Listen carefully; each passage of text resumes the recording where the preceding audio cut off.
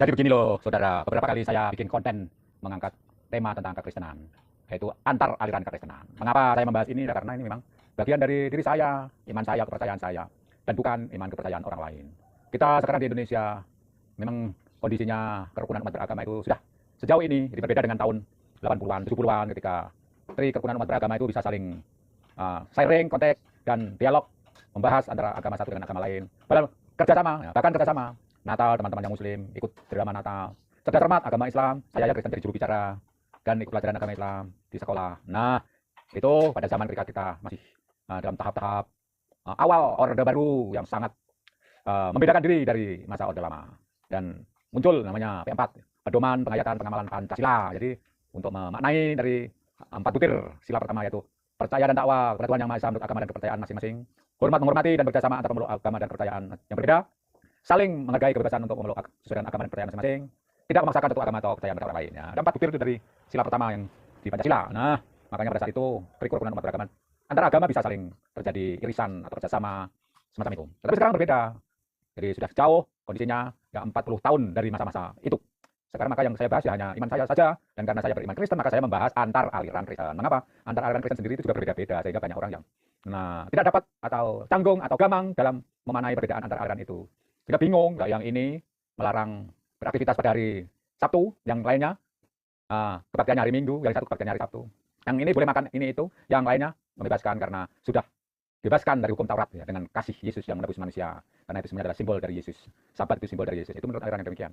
Berbeda kan saudara? Yang satu mengutamakan bahasa roh, yang lain malah mencibir bahkan menirukan dengan nada-nada yang negatif terhadap penggunaan bahasa roh. Dan ini saya alami dari persekutuan demi persekutuan, itu di persekutuan kampus. Demikian sekarang bertambah di YouTube. Dapat kita saksikan bagaimana semuanya saling silang. Yang satu lagi percaya pada Bunda Maria sebagai perantara doa pada Tuhan Yesus, karena Bunda Maria adalah ibunda Tuhan Yesus Kristus. Maka bila ibunya meminta kepada anaknya dan umat berdoa sungguh-sungguh kepada Tuhan, meminta bantuan Bunda Maria untuk mengabulkan doa itu, maka akan dikabulkan. Dan yang lainnya tidak demikian, menganggap hal itu tidak sesuai dengan Alkitab. Nah, maka jangan heran begitu banyak perbedaan antar umat Kristiani, ya Kristiani itu banyak yang bingung, dan kalau sudah bingung itu mereka gelap mata dan dengan mudah mengambil jalan pintas yang seolah-olah masuk akal, seolah-olah memberi kedamaian cepat. Padahal banyak kekristenan berbeda tafsir Alkitab, Alkitabnya sama, firmannya sama, Tuhannya sama. Bahkan keyakinan iman di pengakuan iman rasuli itu sama, yaitu dari Konsili Nicea Konstantinopel. Di antaranya yang utama adalah percaya kepada Allah Tritunggal, Allah Bapa, Allah Putra, Allah Roh Kudus. Yaitu Allah Bapa, Tuhan Yesus dan Roh Kudus, dan satu gereja yang kudus dan umum, ya, dengan penjelasan-penjelasannya semuanya sama intisarinya itu. Lantas begitu sampai pada doktrin kok berbeda-beda, sehingga orang-orang saudara-saudara kita yang dalam permasalahan itu sering tidak memikirkan jauh sejarah gereja. Ya udah bermasalah kok diceritai sejarah gereja, ya tentu akan tambah masalahnya ruwet. Ya, sehingga mereka meninggalkan iman Kristen. Oleh karena permasalahan di gerejanya, mendapat disiplin, lantas ya ada yang jalan keluar lebih mudah, mereka meninggalkan iman Kristen. Lantas lupa bagaimana kasih Tuhan yang mula-mula padanya dengan pengorbanan Tuhan Yesus Kristus di atas kayu salib untuk menebus dosa-dosa manusia, dengan cucuran darah Yesus yang tertumpah di atas Kalvari, dan dengan tubuh yang tersalib itu Tuhan sudah menebus manusia dari iblis, maut dan dosa, sehingga siapapun yang percaya kepadanya tidak binasa melainkan beroleh hidup yang kekal.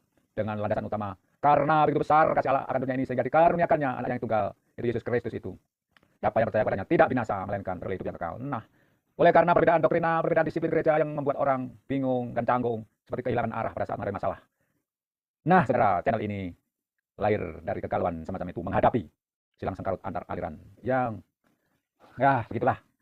Untuk membawa kembali, pandanglah pada Yesus Kristus Tuhan kita. Dan ini tidak menyerang siapa-siapa, karena dasarnya ya iman Kristen.